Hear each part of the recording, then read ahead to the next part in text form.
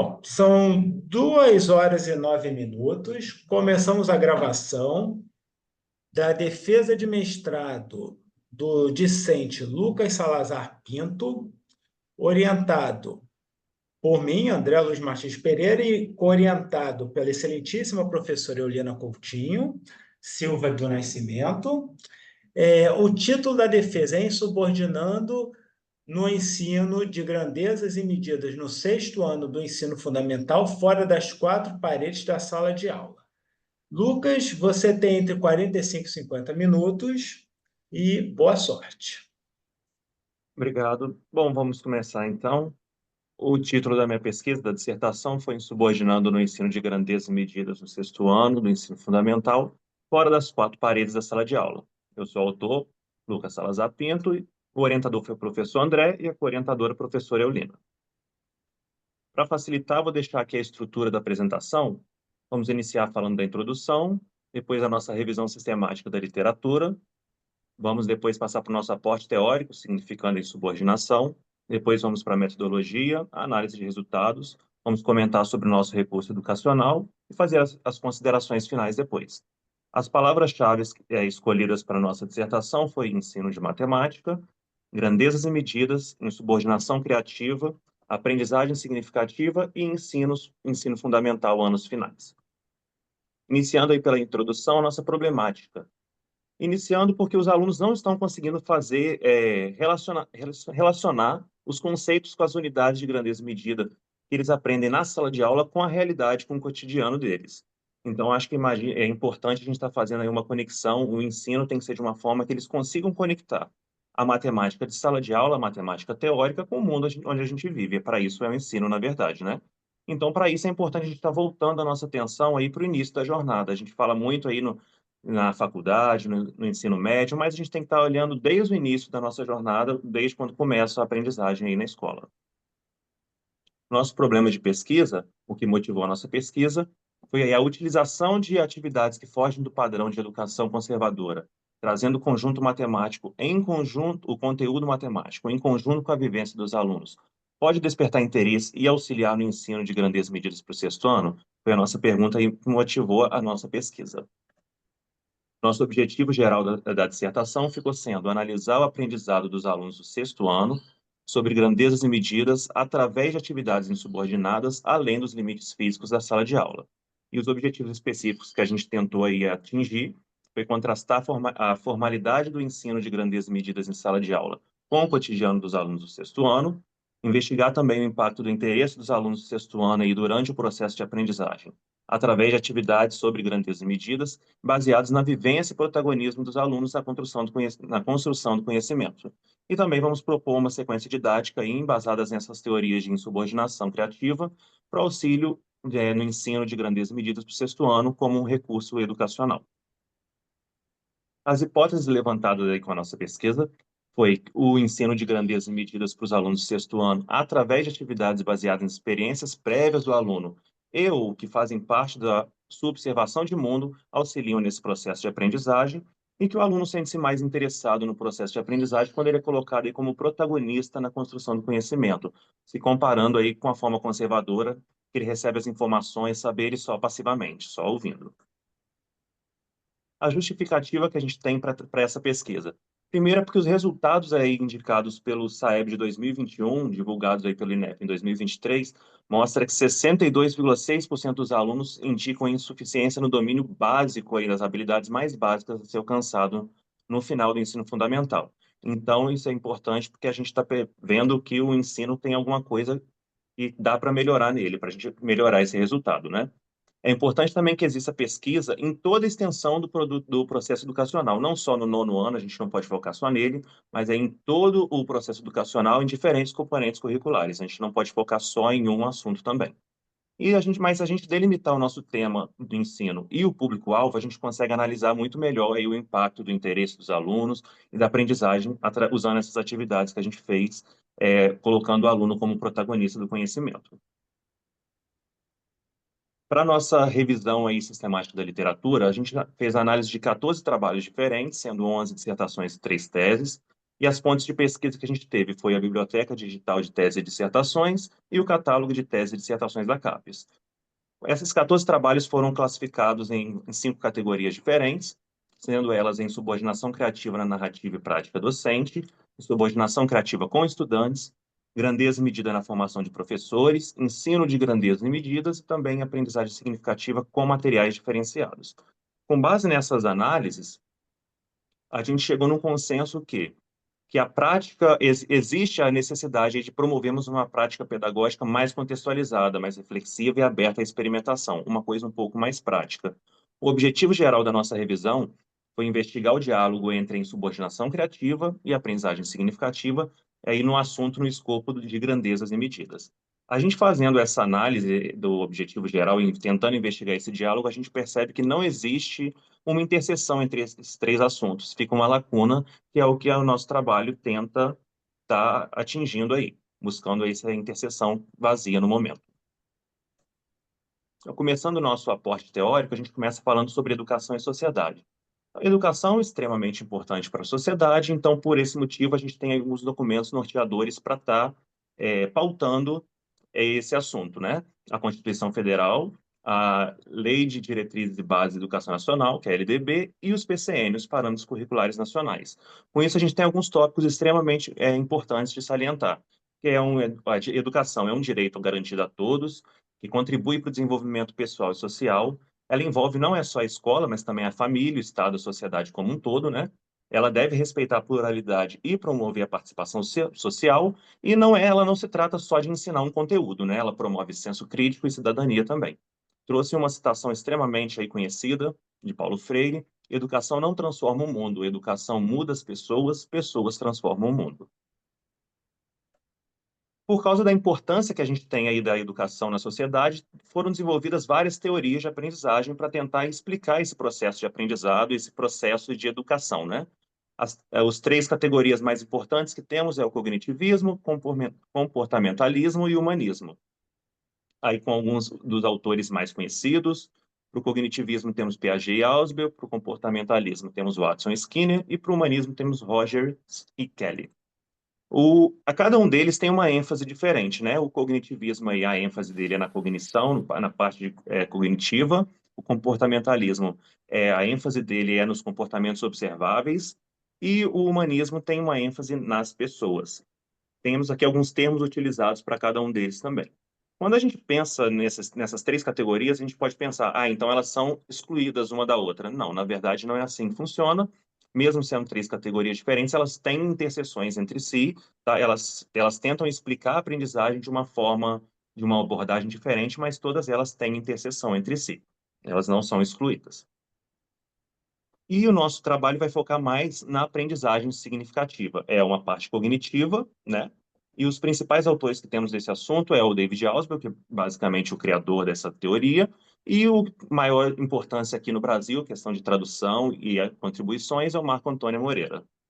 Eu trouxe aqui uma citação dos PCN, se eu não me engano, que diz assim: o estabelecimento de relações é fundamental para que o aluno compreenda efetivamente os conteúdos matemáticos, pois abordados de forma isolada, eles não se tornam uma ferramenta eficaz para resolver problemas e para a aprendizagem e construção de novos conceitos. Então, o que vai ser a aprendizagem significativa aí?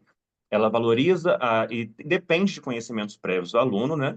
Ela é um enriquecimento da estrutura cognitiva dele. É fácil, é melhor para ele estar fazendo uma lembrança depois, ele aprende, ele não esquece com tanta facilidade. Precisa de um material de aprendizagem que é potencialmente significativo, e o mais importante, o mais difícil, é que necessita da predisposição do aluno para aprender. Aqui só um adendo é que quando fala de material de aprendizagem potencialmente significativo, um material pode ser de várias naturezas, né? Até uma atividade numa folha consegue ser um material potencialmente significativo. E o potencial significativo não é no material em si, mas é a pessoa que vai estar dando para ele, né? O significado do material. E com isso tudo, como eu falei, que tem a predisposição do aluno para aprender, a gente entra no papel do professor. O que o professor tem que fazer nessa situação, né? Aí o artigo 13 da LDB diz que os docentes incumbir-se-ão de quê? De zelar pela aprendizagem dos alunos. Então, isso é um papel do professor, estar zelando por essa aprendizagem. Os documentos norteadores aí para nós, para pautar o papel do professor, né, o nosso papel, é a Lei de Diretrizes e Bases da Educação, que é a LDB, e os PCN, novamente. Mas então, qual que é o papel do professor? Trouxe aqui alguns 5 tópicos para a gente estar analisando. Ele é o mediador da aprendizagem, ele promove diálogo, análise e reflexão. Ele que é o planejador responsável, ele alinha as diretrizes pedagógicas, ele incentiva o pensamento crítico e da interdisciplinaridade, ele faz aí o link com o mundo, né?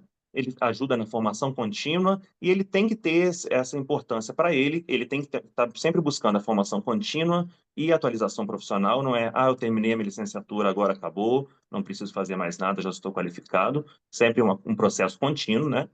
E ele também promove aí autonomia ética e reflexão pedagógica, sempre está analisando o, o processo aí de ensino e aprendizagem. E com base aí nessas tantas tarefas, nesses tantos papéis aí que o professor tem de promover, de mediar, a gente entra na nossa insubordinação criativa.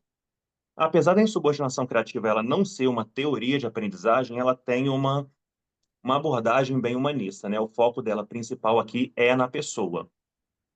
E o que que ela trata exatamente? Elas tratam aí de uma quebra de regra que os professores assumem para buscar melhores condições de aprendizagem para o aluno, ou seja, entra aqui no que a LDB nos diz, que é papel do professor zelar pela aprendizagem do aluno. A gente pega e guia as atividades subversivas dos alunos para incentivar essa aprendizagem. O professor ele tem autonomia, ele dá autonomia para o aluno, ele foge do padrão, não é só porque uma coisa aí é considerada padrão que ela é a melhor abordagem que a gente tem para aprendizagem. E ela necessita aí de ações reflexivas, conscientes, responsáveis, alicerçadas em bases éticas. O professor, então, quando ele escolhe uma atividade, quando ele toma uma decisão, ele já refletiu sobre, não é nada inconsequente. Por mais que ele quebre algumas regras, ele fuja do padrão, ele sempre está ali alicerçado em bases éticas, buscando aprimorar o conhecimento, a aprendizagem do aluno. Ele trouxe aqui também uma frase que, segundo Gutierrez, questionar as formas de matemática apresentadas na escola e posicionar os alunos como autores de matemática são considerados atos de insubordinação criativa. Então, tudo aquilo que o professor faz, fugindo do padrão, buscando aí a melhoria do aprendizado para o aluno, é considerado uma insubordinação criativa. E os principais autores que nós temos aqui é Beatriz D'Ambrosio, Celie Lopes, esses casos são as autoras brasileiras que a gente tem, e Rochelle Gutierrez, que é, se eu não me engano, americana.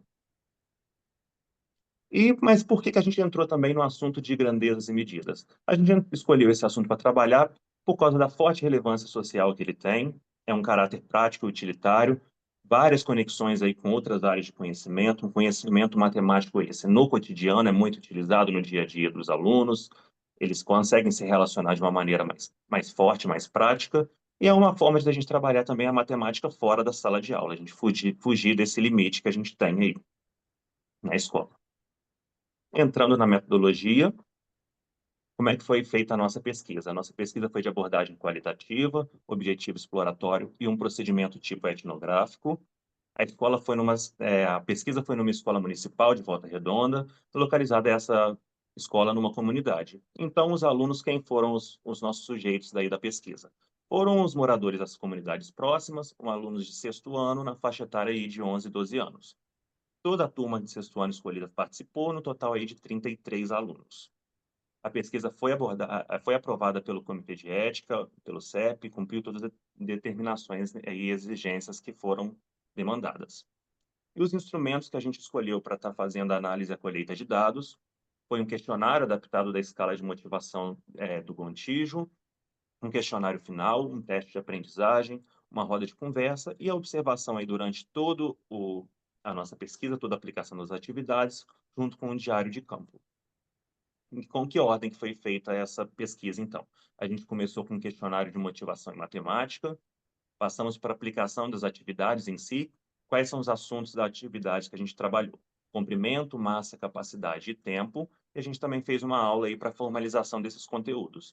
Depois passamos aí para o questionário sobre o impacto das atividades e o interesse aí na aprendizagem deles, um teste de aprendizagem para estar medindo aí o conhecimento deles adquirido, uma roda de conversa e depois a gente fez aí a triangulação dos dados obtidos e analisamos esses dados. Essa triangulação é feita para aumentar aí a confiabilidade dos dados, a gente tem pegando dados de várias fontes possíveis para estar confrontando eles. Começamos, então, com a apresentação da pesquisa, dos documentos para os alunos, mostrando aí todos os documentos que eles teriam que assinar, quem estava interessado, TALE, TCLE, por aí vai.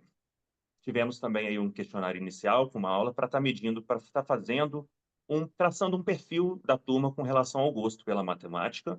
Fizemos aí depois 2 atividades sobre comprimento. Uma primeira foi uma caminhada, e depois a gente fez uma aula de estimativas, que eles tinham que estimar comprimentos sem utilizar os instrumentos formais que a gente conhece no dia a dia.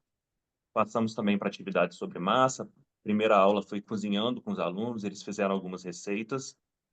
Fizeram pão de queijo e biscoito amanteigado, gostaram bastante dessa aula. Também tratamos o assunto do peso corporal deles, com balança, estivemos discutindo, analisando essa parte. E depois sobre a percepção de massa com eles. Fizemos uma atividade simulando aí uma feira livre, onde eles tinham que escolher determinados produtos, um peso exato, sem o auxílio de balança, para estar vendo aquela percepção que a gente tem sobre peso, quão fácil ou difícil é. Também sobre atividades aí sobre capacidade, a gente fez uma aula para comparar diferentes formatos e tamanhos, para estar fazendo aí cálculo mental. Medimos, estimamos também a capacidade de alguns outros recipientes, usando só copos de 200, 300 ml, eles tinham que estar fazendo ali uma estimativa de quanto cabia dentro de cada recipiente, e fizemos também um desafio aí das taças, com taças em formato de cone. Eles tinham que estar analisando, tentando encher metade exatamente dessas taças, para ver aí o raciocínio lógico deles com essa capacidade. E também fizemos 2 atividades sobre tempo. Na primeira atividade, a gente determinou algumas tarefas simples para eles estarem resolvendo, cronometramos o tempo, eles foram divididos em grupo, e depois a gente tinha que estar cronometrando e somando para ver os tempos mais rápidos, os grupos que foram um pouco mais depressa que os outros. E fizemos uma atividade sobre a contagem de tempo, que era basicamente para a gente ver a nossa percepção de tempo. Sempre falamos, alunos falam muito, né? Ah, quando a gente está se divertindo, o tempo voa, mas quando a aula está chata, parece que não passa nunca. Aí a gente fez alguma atividade para estar analisando essa parte aí de contagem de tempo deles.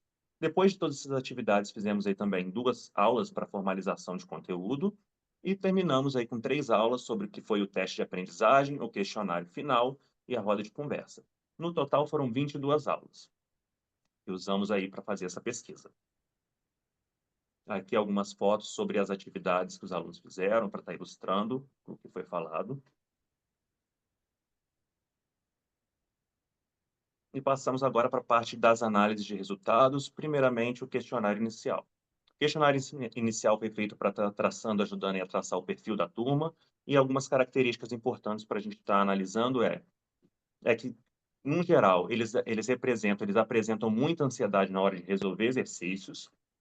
Boa parte desses alunos, eles não perguntam, mesmo se tiver dúvida, eles ficam quietos, não participam assim da aula, eles têm vergonha.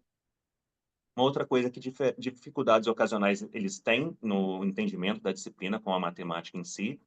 Eles não têm uma prática aí de resolução de exercícios constante, eles aprendem a matéria, mas não quer dizer que eles vão praticar exercício depois. E uma parcela considerável da turma não considera a matemática atrativa, então a matemática em si para eles não é uma matéria que eles gostem, vamos dizer assim, mas aqui parecendo uma coisa um pouco incongruente, a gente tem o contrário, que poucos alunos não consideram as aulas de matemática entre as favoritas. Então, a grande parte dos alunos gosta das aulas de matemática, ela está entre as favoritas. O motivo que eu consegui definir aqui é o bom relacionamento com o professor que eles apontaram. Então, por mais que eles não achem a matemática atrativa, eles ainda assim consideram as aulas de matemática entre as favoritas. E as observações que eu tive durante as atividades, né? Eu dividi em três aspectos: engajamento, dificuldades e interação entre os alunos. Sobre o engajamento, maior parte do engajamento foi principalmente nas atividades práticas. Atividades fora de sala de aula é motivação, eles ficam empolgados, eles participam mais. Só que, ao mesmo tempo, se as atividades forem longas demais, eles vão perdendo o interesse ao tempo, com o decorrer do tempo, né? Atividade muito longa, quanto mais vai passando, mais vai tendo aí a queda de atenção deles. Uma outra coisa é que a aula teórica teve queda de engajamento visível. Quando a gente, depois de todas as atividades práticas, a aula teórica para eles foi um martírio. Eles não tinham empolgação nenhuma para estar participando. Só que aí eu percebi também que as práticas, aulas de prática seguida, eles tornaram a aula teórica ainda menos atrativa para eles. Sobre as dificuldades encontradas, primeiramente, foi em caso de empolgação excessiva. Quanto mais eles estavam empolgados, maior era a dificuldade deles em seguir instrução. Então, tinha que estar toda hora aí mediando esses alunos para não estar deixando virar uma bagunça. A dispersão, né, porque toda hora precisava de reorientação. Então, muitos alunos na turma, 33 alunos ao mesmo tempo, foi uma coisa difícil, foi um desafio de estar aí mediando, né, quantidade de alunos. A importância de respeitar os ritmos e o perfil dos alunos também é difícil, com 33 alunos, cada um num ritmo, cada um num tempo, cada um no perfil. Não é fácil você conseguir estar fazendo uma atividade para respeitar todos esses alunos ao mesmo tempo, né? E a participação precisa ser incentivada sem pressão. Então, como que você vai incentivar o aluno a participar, sendo que cada um é de um jeito, você não pode obrigar, né? Então, isso também foi aí difícil para estar gerenciando. E a interação entre os alunos, que as atividades em grupo, em geral, foram praticamente todas as atividades em grupo, né? Ou em grupo, em dupla, e elas fortalecem os vínculos sociais dos alunos. As escolhas de grupos foram livres, eles tinham como escolher os grupos e com quem eles queriam, então isso aí também foi um motivo de empolgação para eles estavam mais motivados.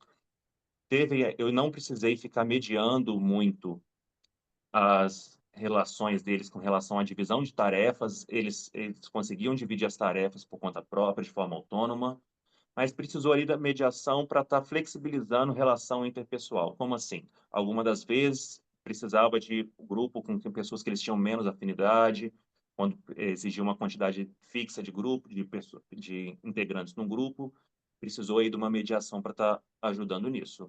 Só que, e apesar de algumas atividades serem na parte competitiva, ainda assim a competição foi saudável e eles estavam ali, mantinham uma cooperação, o espírito cooperativo se manteve aí durante as atividades.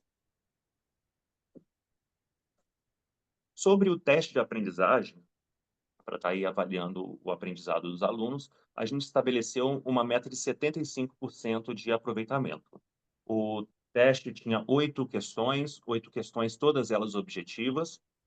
Aí, o nosso primeiro resultado que a gente teve foi o quê? Que apenas 66% da turma atingiu essa meta de 75% no teste. Aí, o que nos leva a pensar, então eles não conseguiram, não alcançaram a meta, não atingimos a meta. Mas, na verdade, não é bem assim, né? Porque temos aqueles alunos que têm um pouco mais de facilidade com o conteúdo, outros um pouco menos.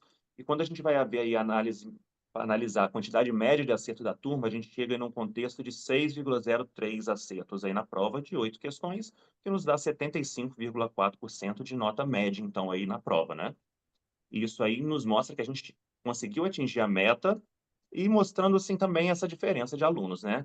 Da facilidade, do aprendizado de cada um, não é todo mundo no mesmo nível, né? Cada um tem a sua particularidade.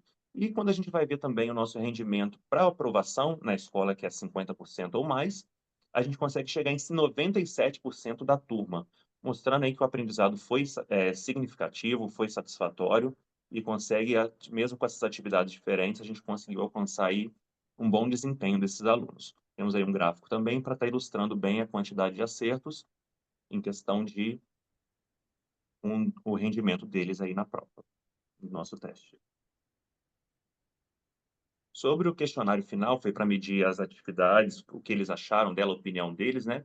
Elas foram 10 perguntas, 9 delas fechadas e uma pergunta aberta. E o que a gente conseguiu analisar e extrair de informação interessante nesse questionário? E aí teve uma boa aceitação das atividades e eles se divertiram durante esse processo, durante as aulas eles também se divertiram, né? Eles demonstraram que eles têm preferência, sim, por atividades práticas, eles preferem. As atividades, se forem feitas fora da sala de aula, eles ficam maravilhados, eles já não aguentam mais, vamos dizer assim, né? Atividades dentro da sala de aula. Eles tiveram aí uma percepção boa do uso da matemática no cotidiano com essas atividades, eles conseguiram conhecer, né, reconhecer o uso da matemática no cotidiano deles e se relacionar realmente. E aí também que eles indicaram que a matemática aplicada no cotidiano deles é uma fonte de interesse para eles. Quando eles veem a aplicação real da matemática, eles ficam mais interessados. Trouxe aqui uma resposta de uma aluna que eu achei bem curiosa, porque assim, mostra também que nem tudo são flores, vamos dizer assim. E qual era a pergunta foi: qual foi a sua atividade preferida e por quê? Aí a aluna respondeu que a atividade que a gente teve que medir a quadra, o corredor e outros, porque foi o menos chato. Quando ela diz aí que foi o menos chato, então significa que, na verdade, ela não gostou de muita coisa, só que assim, vou escolher o menos pior aqui no caso. Mas isso, então, não é um motivo para o professor estar desanimando, né? Que apesar de tudo, teve uma boa aceitação, isso só mostra aí como as turmas, como os alunos, eles realmente não são iguais, cada um tem a sua particularidade, cada um tem a sua preferência, e não é um motivo para a gente estar desanimando. A gente sempre tem que estar buscando, continuando, tentando achar a melhor forma da gente estar passando esse conteúdo e ajudar o aluno a criar esse conteúdo, né? Como ele é protagonista, ele tem que ser ali na construção do conhecimento, a gente faz o possível para estar mediando e facilitando esse processo. Também a gente finalizou pela dificuldade dos alunos em geral de expressar a opinião deles com perguntas abertas através da escrita, a gente fez uma roda de conversa para estar colhendo melhor esses dados. Como é que a gente fez, então? Os alunos, algumas falas que eu trouxe para ilustrar, eles demonstraram, eles indicaram que as atividades práticas realmente eles ficam mais empolgados e eles já estão cansados da rotina, principalmente rotina de sala de aula, né? Uma frase de um aluno para ilustrar é entediante porque toda aula a gente fica na sala. Eles como eu falei, eles já estão cansados de sala de aula, eles não conseguem muitas das vezes ver aí relacionar o conteúdo que eles aprendem com o dia a dia deles. As atividades lúdicas indicam que eles têm menor medo de erro, eles, como eu mostrei, eles têm uma ansiedade para resolver exercício, mas quando a atividade é lúdica, essa ansiedade diminui bastante, eles diminuem o medo do erro. E uma frase para ilustrar isso, quando as atividades são práticas, mesmo que a gente erre e não saiba fazer, mas pelo menos a gente tem uma noção e a gente vai aprendendo. Ele indicou que mesmo ele errando, ele não se incomoda porque ele está vendo que ele está aprendendo. A didática do professor tem impacto direto no interesse dos alunos pela disciplina, eles indicaram isso. Dependendo de como é a aula do professor, se é só copiar, se é só resolver exercício, eles perdem o interesse não só pela aula, mas pela disciplina como um todo. Eu percebi também que as atividades, se elas forem duplas, em grupo, eles indicaram o quê? Eles têm mais segurança para tirar dúvida, para trocar ideia. Muitas das vezes, o aluno sozinho, ele não tira dúvida, mas se ele tiver uma dupla, ele tenta trocar informação ali com a própria dupla, e às vezes os dois não entendendo, eles ficam mais propensos a chamar o professor para estar pedindo um auxílio direto. E vamos agora passar para o nosso recurso educacional. Esse recurso educacional foi gerado através da pesquisa. Ele foi uma sequência didática de título Além do tradicionalismo no ensino de grandezas e medidas, no sexto ano do ensino fundamental. O que foi esse recurso educacional? Ele foi uma sequência didática, como falei, composta por 8 planos de aulas, 2 sobre cada um dos assuntos que a gente trabalhou, 2 sobre medidas de comprimento, 2 sobre medida de massa, 2 sobre capacidade e 2 sobre tempo. E o que tem de diferencial nesse recurso educacional proposto? Bem, as atividades são atividades práticas, não são planos de aula teóricos, né? Essas atividades são realmente conectadas com o cotidiano dos alunos. Essas atividades também colocam o aluno como protagonista, ela é focada no aluno, baseada em experiências reais. Todas essas atividades foram aplicadas, né?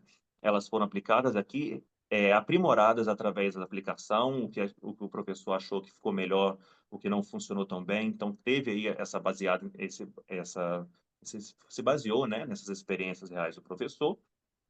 E ela tem um respeito à autonomia docente, incluindo que a gente até incentiva o professor a essa atividade aqui, a gente deixou um espaço para adaptação para o aluno, para o professor estar adaptando a atividade conforme a realidade da turma dele, dos alunos dele.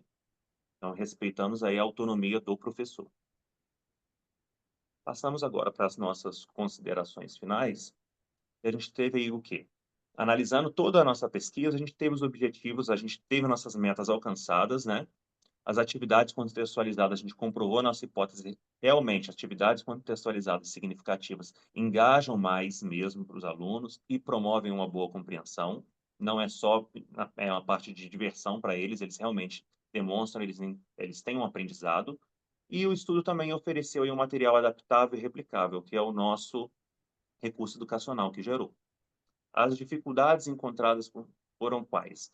A limitação de tempo, não é muito fácil aplicar essas atividades. Na teoria, a gente acaba gastando mais tempo do que o currículo indica para estar aplicando essas atividades práticas, né? Inclusive, eu já diria que isso é uma atitude de insubordinação criativa por parte do professor que resolva aplicar, porque, no caso, na minha escola, na escola que eu apliquei, tem aula dividida em 2 frentes, álgebra e geometria. Esse assunto entra dentro de geometria, E geometria, uma aula semanal apenas, para estar trabalhando todos esses assuntos. E como a gente gastou aí 22 aulas para estar fazendo, para estar trabalhando esse assunto, já mostra que por que que foi feito, né? A gente não respeita aí o que a escola indica, mas por que que a gente não respeita? É só para ser do contra? Não, a gente faz isso porque a gente prioriza o quê? É a parte de aprendizado do aluno, que a gente considera mais importante para ele. A gente está fazendo o que a LDB nos diz, que é o quê? Zelando pelo aprendizado, pelo conhecimento do aluno. As turmas grandes dificultaram bastante aí o aprendizado, o acompanhamento, né? Não o aprendizado, o acompanhamento das atividades. 33 alunos não foi fácil mediar, como eu falei. E também aí precisa de uma constante adaptação metodológica. O professor faz, ele analisa o que ele acha que vai acontecer na aula, chega lá na hora, não é bem daquele jeito, então sempre tem que estar uma necessidade aí de adaptação constante. Então, até para um professor que não está com muita segurança, é bom ele estar analisando bem o que ele vai fazer antes e não começar, vou fazer tudo prático. Não, tem que ter uma constante evolução aí para ele pegar firmeza naquilo que ele vai fazer. E para as nossas pesquisas futuras, o que que a gente recomenda? É aplicar essas atividades, né, essas pesquisas, em outras áreas temáticas da matemática, em outros contextos escolares, ampliar também esses estudos para outras faixas etárias. A gente fez aqui com o sexto ano, mas também é importante fazer com os outros anos, né? Não é o que engaja no sexto ano, não necessariamente é o que vai engajar no ensino médio, por exemplo. Então, é bom estar fazendo sempre ampliando esses estudos com outras faixas etárias e também aí investir na parte da formação docente voltada para a inovação, sempre incentivando o professor a estar buscando aí a evoluir na continuação, na formação continuada dele, né? E é isso aí, as nossas considerações finais. Aqui temos as referências do que foi trabalhado aqui nessa apresentação, no slide. E no mais é isso mesmo. Eu agradeço aí o tempo de todos.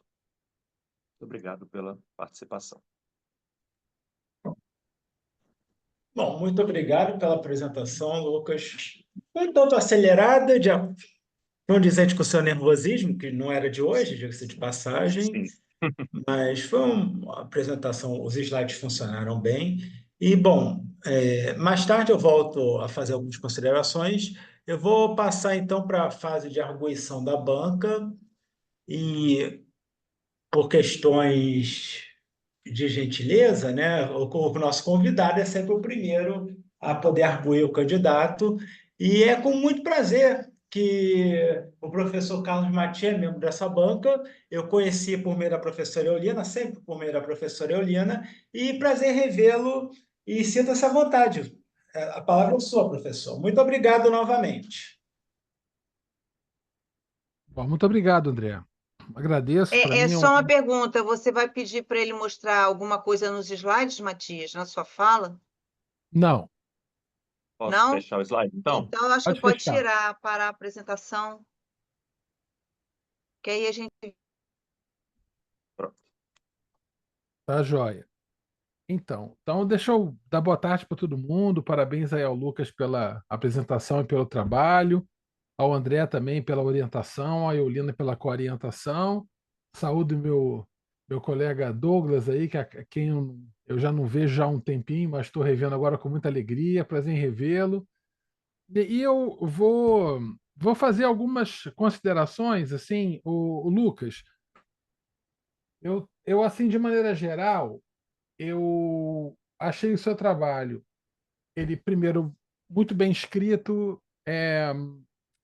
ele dá para ver o quanto você trabalhou e você se dedicou aí às leituras, a revisão bibliográfica, a pesquisa lá no banco de teses e dissertações, os materiais, as pesquisas levantadas sobre isso. É, o, dá para sentir assim, a paixão na sua fala, o seu envolvimento, assim. Isso é uma coisa que sempre me chama muita atenção, né?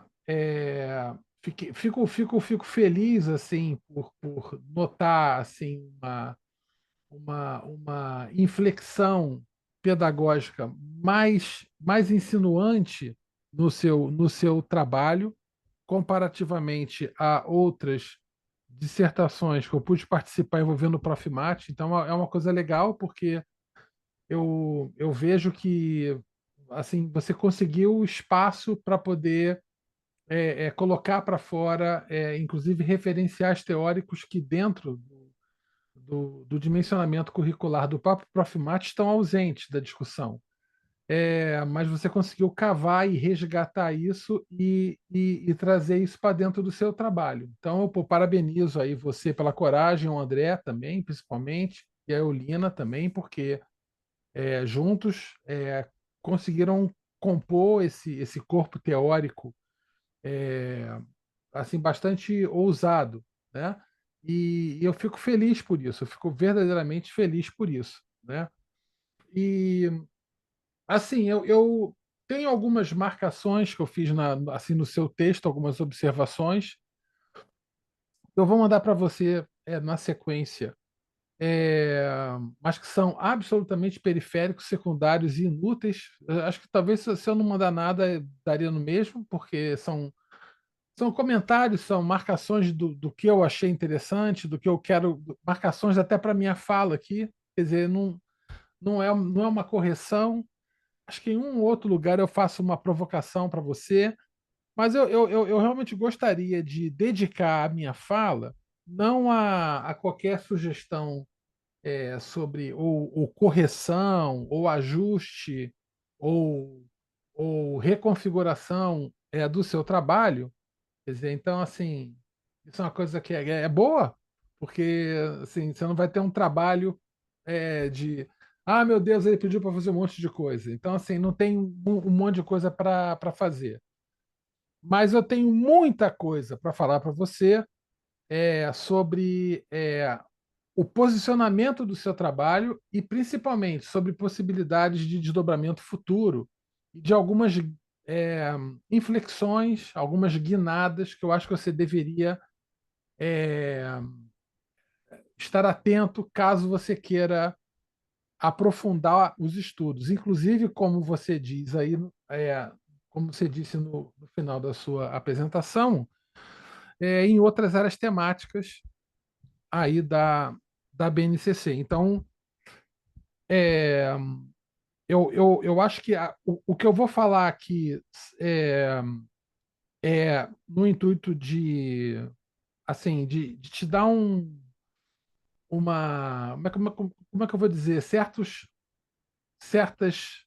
provocações para você repensar algumas mudanças de rumo no futuro, tá? Então, Uhum. assim, é para tentar melhorar o trabalho, o futuro trabalho.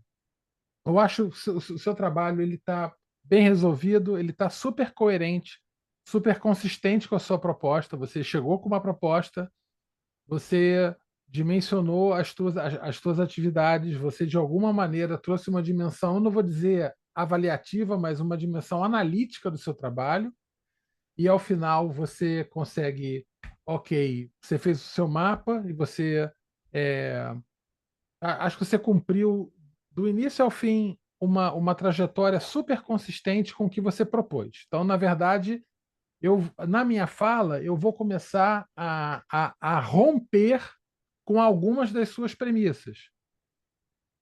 Mas não por elas serem erradas ou inadequadas, não, mas apenas por exercícios para que você, no futuro, possa pensar em outros rumos, entendeu? Diante de Uhum. outras premissas, tá? Bom, então, primeira coisa que eu queria colocar é assim: no seu trabalho, você fala sobre a questão do dentro da sala de aula, do fora da sala de aula, você usa a palavra conservadora e a palavra tradicional. Você usou essas palavras aí hoje na sua apresentação algumas vezes. Mas eu senti no trabalho assim talvez um espaço para discutir o que você entende por tradicional e um pouco de conservador. Ok, os alunos são passivos, eles só ouvem. Aham, tá, tudo bem, mas assim, o que mais? Entende? Porque se for sentado e só ouve, isso pode acontecer fora da sala de aula também. Quer dizer, eu posso ir para a rua e eu posso dimensionar uma atividade fora do espaço formal de maneira formal. Quer dizer, o que torna o ambiente formal, conservador ou tradicional é, na verdade, o dimensionamento curricular que é dado pelo professor. Não se esse espaço físico é interno ou externo à sala de aula. Eu não vou dizer secundário, mas eu diria que é um pouco submisso. Quer dizer, o espaço da sala de aula, por exemplo, ninguém quer ter aula, você falou isso na sua apresentação, que os alunos não aguentam mais ter aula dentro da sala de aula, né? Quer dizer, na verdade, eu acrescentaria, eles não aguentam mais ter aula dentro da sala de aula, tendo essa aula o jeito que ela tem. Quer dizer, eu entendo que talvez haveria formas até bastante interessantes de se ocupar esse espaço formal de uma maneira mais ousada e resgatar vínculo e engajamento. Quer dizer, eu não acho que a mera transposição de um espaço para outro em termos físicos ela garanta uma, um maior engajamento. Eu acho que sim tem um nível de engajamento pela novidade, mas como você mesmo falou, depois de um tempo, se demora muito, aquilo começa a derreter. Então eu entendo que a transposição que, que a gente precisa estar atento também, além da transposição do espaço físico, é a transposição do nível da experiência curricular em si. Quer dizer, o que o professor e os estudantes efetivamente fazem. Então, esse aqui é o ponto. Então, se os estudantes apenas ouvem e o professor apenas fala, isso é um modelo falido, que é um modelo que eu poderia chamar de conservador, e eu estou certo que você também entende esse modelo como um modelo conservador, certo? É o modelo em que os estudantes são ouvidos, na verdade, eles são ouvidos, né? Eles não são nem pessoas, eles são ouvidos. E ouvidos que a gente cada vez mais reclama de não conseguirem nos ouvir, né?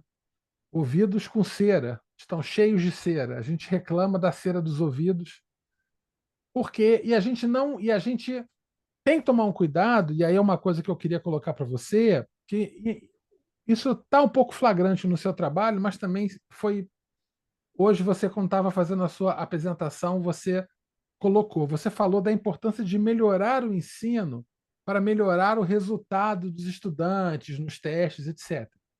Né? Então, qual é o ponto que eu quero trazer? Dentro, agora pensando em termos de Brasil, quando a gente olha para o SAEB, que foi um teste que você citou no seu trabalho, que é o sistema de avaliação da educação básica que gera o IDEB, que gera os dados que, em tese afeririam a qualidade da educação básica brasileira, você tem esses testes e normalmente quando os estudantes vão mal, né, a gente sempre fala isso, que é melhorar a qualidade do ensino. Esses testes estão medindo a qualidade do ensino. Na verdade, perceba, quando um estudante vai mal numa prova, a gente não tem uma indicação, por exemplo, de qual é a estratégia que foi seguida pelo professor. Quer dizer, quando um estudante responde lá o teste do SAEB, ou até mesmo o teste que você propôs, Lucas, no final do seu trabalho, se você apenas recebesse o teste, quem leu, sem saber o que você fez, apenas pelo seu instrumento, ele não conseguiria resgatar, caramba, esse instrumento aqui, ele é egresso de uma atividade que se deu de maneira diferenciada. Pô, essa atividade do Lucas é incrível, mas o seu instrumento, ele não revela instâncias da sua atividade. Você fez um modelo, um instrumento de coleta de dados que está muito em sintonia com o modelo que atualmente é feito e que é usado para avaliar a qualidade da educação básica que é ocupada por esses dimensionamentos que você chama de conservadores. A maioria deles são conservadores. Uhum. Então, o ponto é que a gente acha que a melhoria da qualidade do ensino resolveria o problema. Quer dizer, talvez os estudantes não estejam. Quando o estudante vai mal numa prova, a gente entende que isso é um problema de uma aprendizagem construída, vou botar aspas aqui, de maneira insatisfatória. Mas aí a gente fala que isso é um problema do ensino. Ou seja, a gente, de alguma maneira, responsabiliza o professor. E a gente entende que o fracasso no teste é um problema na qualidade do ensino. Ninguém fala do salário do professor, ninguém fala da estrutura da escola, ninguém fala se a turma, quantos estudantes tem, ninguém fala de coordenador pedagógico invadindo a sala de aula, impedindo o professor de fazer qualquer atividade. Por exemplo, eu diria para você, Lucas, que essas 22 aulas que você gastou para fazer as suas atividades, isso seria impossível de acontecer na universidade, na escola pública brasileira atual, porque não haveria uma disponibilidade. O sistema ele é indisponível. A pressão em cima dos professores para utilizarem os materiais didáticos, para treinarem para os testes em larga escala, e aí entenda o SAEB, Uhum. os professores estão sendo massacrados no seu cotidiano. Quem trabalha na escola pública brasileira sabe o que eu estou falando. São professores que têm os seus fazeres absolutamente determinados por ingerências da gestão educacional, pela pressão. Os estudantes estão ficando doentes. Isso está acontecendo no Paraná. A professora que morreu de ataque cardíaco lá, porque ela foi advertida pela coordenadora pedagógica que os estudantes não estavam conseguindo fazer uma redação dentro do que era o esperado. Então, a gente vê cada vez mais um nível de cobrança baseado em cima de metas. Essa é uma palavra que você usa também no seu trabalho, uma meta. Em cima de metas que são determinadas não pela escola, que são determinadas não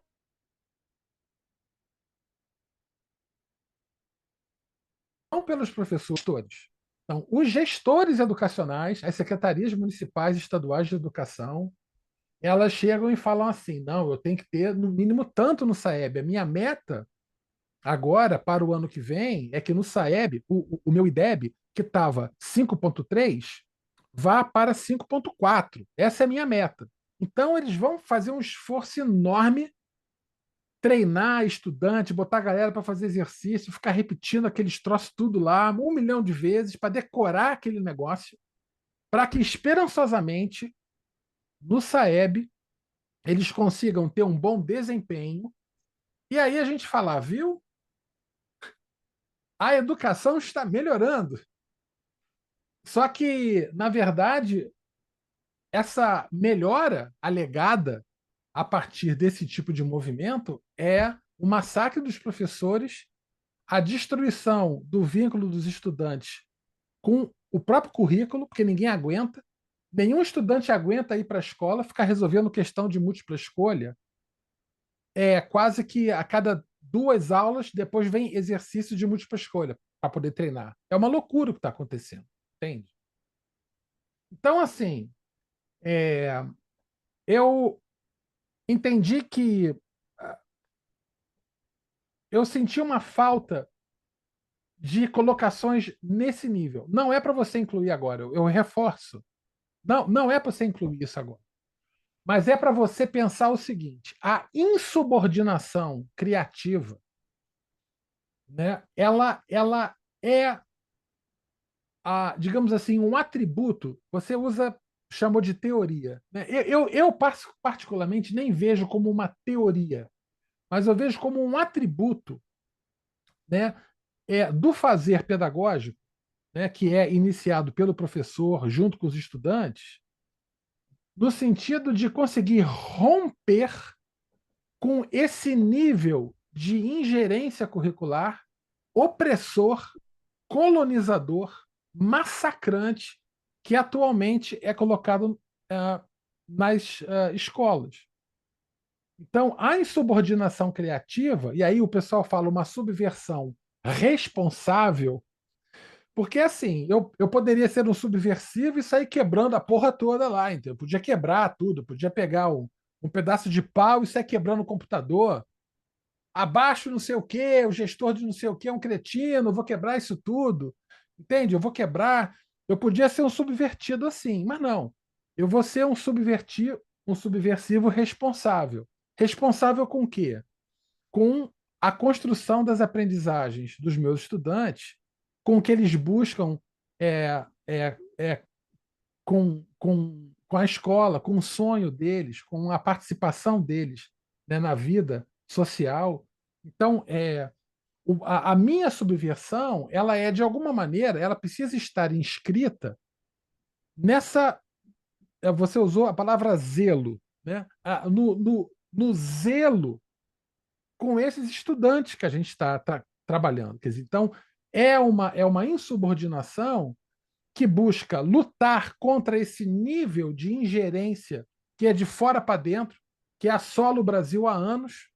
Então, você fala dos PCNs no seu trabalho, muito. Os PCNs eles são prescrições curriculares do final da década de 90, como você bem destacou no seu trabalho, mas que não foram obrigatórias, Lucas. Os PCNs não foram obrigatórios. Cada unidade federativa acolheu ou não os PCNs.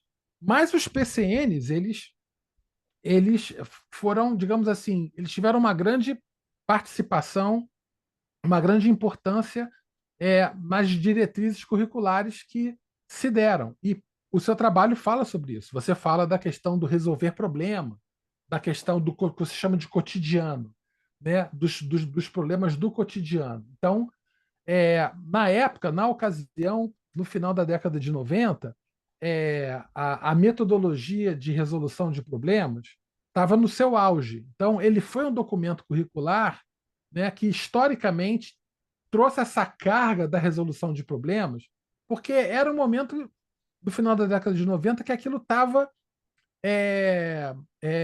em alta, porque, em geral, o professor dava o conteúdo e depois exercício. Aí ia resolver problemas a posteriori. E aí a metodologia de resolução de problemas seria colocar o problema na frente, quer dizer, usar as situações problema, que no seu trabalho você chama de cotidiano, para, digamos assim, evocar aqueles conteúdos matemáticos que eles brotassem das dinâmicas que surgissem em meio àqueles problemas. Então, quer dizer, o problema ele viria, que você usa o termo de contextualizar, quer dizer, ele traria uma circunstância geradora. Aí o Paulo Freire tem aqueles temas geradores, você fala, né, do Freire. Paulo Freire tem os temas geradores. Então, é como se fossem problemas geradores. A gente vai propor problemas geradores e que fossem capazes de mobilizar assim nos estudantes grandezas e medidas. E é o que você fez no seu trabalho. Foi ali, vamos ver a distância, vamos ver as placas, vamos ver o que está acontecendo. Então, você foi um cara que trouxe o pessoal para uma situação e começou ops, vamos lá, presta atenção aqui, olha só as coisas que eu queria que vocês vissem, né? Então, o seu trabalho foi muito nesse termo. O que eu acho interessante, agora botando a nível de sugestão para o futuro, que há uma coisa que poderia ganhar, e é o que eu vejo agora atualmente se desenhando, atividades em que guardam um nível de autorregulação. Como assim? Como autorregulação? Seria atividades em que os próprios estudantes decidiriam o que iriam fazer, como iriam fazer. como iriam apresentar os resultados. Quer dizer, claro, você vai trazer, você tem regras, você tem. Não é caos. Você, uma hora, você falou que eles tinham dificuldade em seguir ordem, que virava bagunça. Você falou um pouco sobre isso. Mas, assim, é possível a gente, em algum momento, delegar o volante da experiência curricular para os estudantes e que eles possam dar ideias, eles possam tomar decisão sobre os seus rumos, eles possam indicar o que eles gostariam de fazer e não apenas o professor propor isso. Ele chega com tudo fechado e os estudantes eles teriam protagonismo, mas na cena que o professor criou. Entende? Quer dizer, Entendo. então, assim, agora eu digo, nas comunidades de prática, isso é uma coisa que eu acho que é muito legal no futuro, você continuar a sua pesquisa, é investigar. Você propôs atividades muito legais, mas você também dedicar uma parte da tua pesquisa a conhecer atividades que são produzidas por professores insubordinados, criativos e responsáveis, né? Quer dizer, conhecer esses fazeres e ver como que eles estão. E as comunidades de prática docente, você encontra vários grupos de pesquisa, que, às vezes, alguns relacionados a universidades, outros relacionados à escola, né? Muitos relacionados a institutos federais. Muito legal, cara. Grupo Comunidades de Prática, que a galera compartilha as experiências, relatam casos, o que deu certo, o que deu errado, o que funcionou, o que não funcionou. Eu acho que talvez se apropriar disso ia ser incrível. E boa parte dessas atividades que rolam nessas comunidades de prática, a maioria delas tem um nível de autorregulação. Então, eu acho, eu assim, senti um pouco. Não que eu senti falta, mas eu entendi que as suas atividades elas tiveram a regulação totalmente na sua mão. Quer dizer, você trazia o efeito regulatório, né? Pelo menos, veja, eu li o teu material, eu imagino que os estudantes dentro das atividades tenham tido dimensionamentos e escolhas deles, mas assim o teu texto ele não talvez tenha se aprofundado muito nisso, ou destacado muito essas relações que você chamou de interpessoais, quer dizer, entre pares ali. Uhum. Eu acho que ia ser uma coisa legal. Uma coisa também que eu queria colocar para você, que eu acho que vale a pena. Como você usou muitas referências que são anteriores a 2015, por aí, 2013, algumas são 2013, outras de década de 90, não tinha BNCC ainda. Então, assim, o seu trabalho, ele quase que não fala na BNCC. Você fala na BNCC de alguns trabalhos que você avaliou de 2020, de 2021, mas assim, você cita a LDB, que é década de 80. Você cita PCN, que é década de 90. E a BNCC, você, de alguma maneira, você meio que se poupa. E eu acho que isso é importante para trazer uma dimensão, eu diria, de maior fidedignidade ao que acontece hoje curricularmente no Brasil. Entendeu? Eu acho que é importante você destacar a BNCC. Isso talvez com o André e com a Eulina, você pudesse incluir um parágrafozinho ali só para, ops, sabe como é que é? Só dar um alô Uhum. ali. Como está grandezas e medidas na BNCC? Dá uma olhadinha ali. Tem ali um preâmbulo, né, falando sobre grandezas e medidas. Né? Destaca alguma coisinha ali só para dar aquele 2.0 ali para Uhum. ficar tranquilo. Eu já estou quase acabando a minha fala aqui. Deixa eu ver aqui.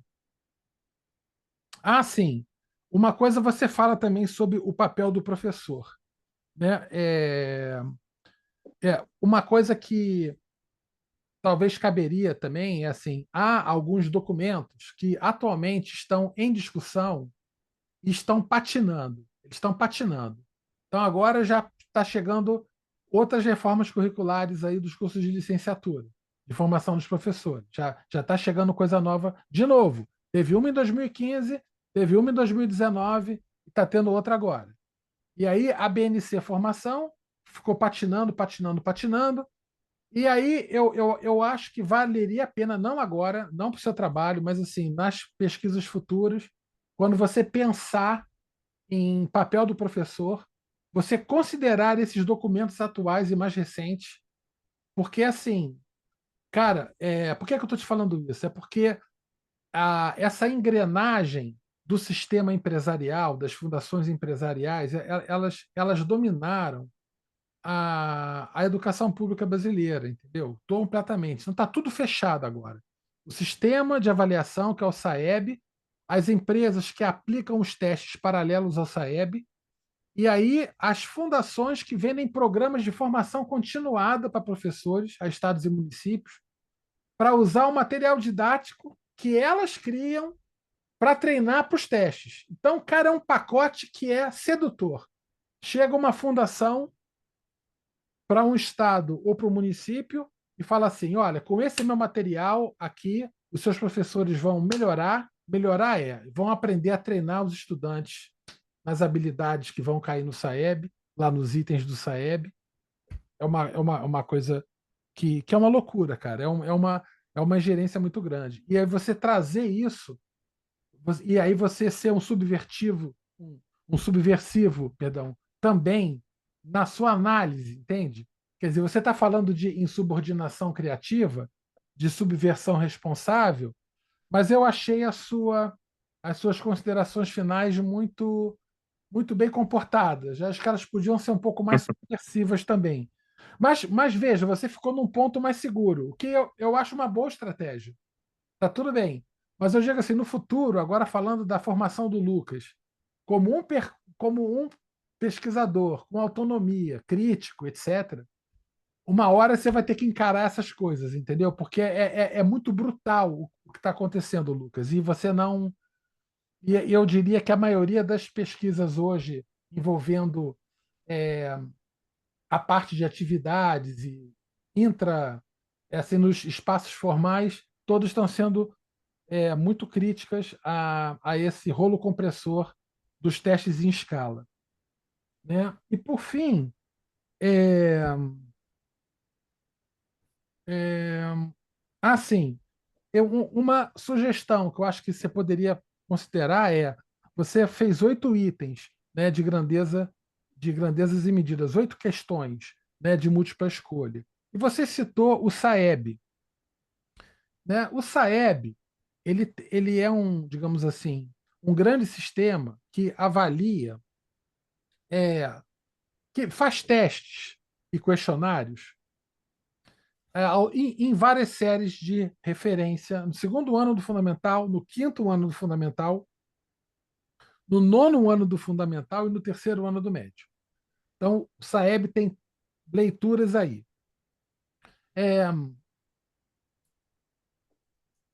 No SAEB do quinto ano e do nono ano, todos os itens, todas as questões têm 4 alternativas. 4.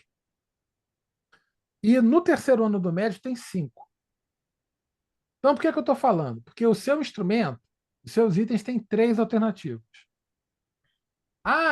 Eu precisaria botar 4? Não precisaria botar 4. Mas eu acho que no futuro, se você quiser investir nesse modelo de instrumento de item de múltipla escolha, eu acho que valeria a pena você manter o formato que é usado no SAEB, para você não ficar muito distante do que acontece.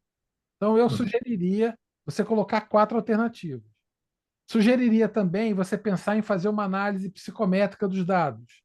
Se você tiver interesse em saber o que é isso um pouco, eu posso depois, num outro dia, a gente combina, eu me reúno com você, eu Lina tem meu contato, o André também, pode passar e eu explico para você que dados são esses, como que eu faço, para que você no futuro, não agora não, mas no futuro, você analise, por exemplo, você saber quantos por cento marcaram cada alternativa.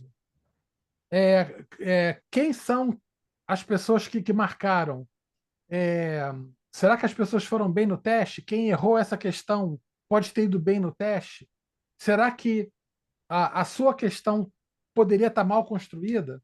E isso é para trazer uma maior credibilidade ao teu instrumento, uma credibilidade técnica para que o teu instrumento ele é um instrumento ok para sustentar as hipóteses que você falou. 75,4% conseguiram. Então, para você conseguir, digamos assim, ter uma maior confiabilidade nisso, você precisa eliminar qualquer suspeita sobre o perfil dos instrumentos. E aí há teorias e testes são teorias que a gente chama de teorias psicométricas, que buscam analisar também um pouco da qualidade dos itens. E aí eu posso falar sobre uma delas para você, que é a teoria clássica. Eu fico à disposição, tá? Não vou falar mais sobre isso porque não tem muito tempo, mas é...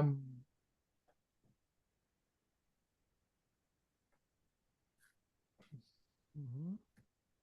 Sim. Regulação. Ok.